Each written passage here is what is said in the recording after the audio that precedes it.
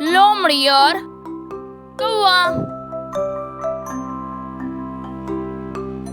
एक दफा का जिक्र है, किसी जंगल में एक भूखा कौवा इधर उधर खाने की तलाश में उड़ रहा था।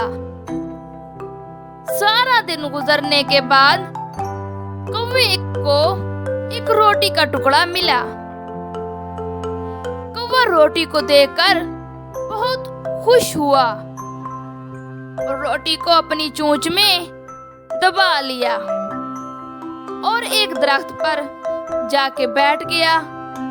उसी वक्त एक लोमड़ी वहां से गुजरी।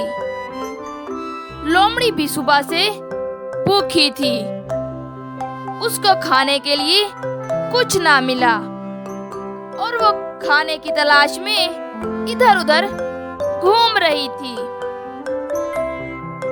अचानक लोमड़ी की नजर एक दरख्त पर पड़ी, जिसके ऊपर एक कौवा बैठा था। कौवे के मुंह में एक रोटी का टुकड़ा था, जिसे देखकर लोमड़ी खुश हो गई और लोमड़ी के मुंह में पानी भर आया। लोमड़ी सोच में पड़ गई कि कौवे से वो रोटी का टुकड़ा किस तरह छीन ले।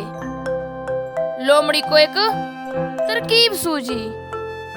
लोमड़ी कौवे की बेहद तारीफ करने लगी और कहा, कौवे भैया, तुम बेहद खूबसूरत हो, तुम्हारे पर भी बहुत खूबसूरत हैं, तुम्हारी आवाज कितनी प्यारी है और तुम्हारा गाना बहुत प्यारा है। मेरा दिल तुम्हारा गाना सुनने के लिए तरस रहा है।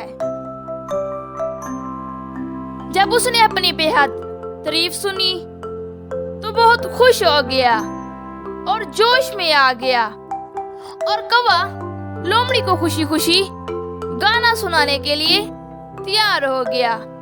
जब कौवे ने गाना गाने के लिए अपनी चोंच खोली, चोंच खोलते ही रोटी का टुकड़ा जमीन पर गिर गया और लोमड़ी ने फौरन रोटी का टुकड़ा उठा लिया और रोटी का टुकड़ा खाने लग गई।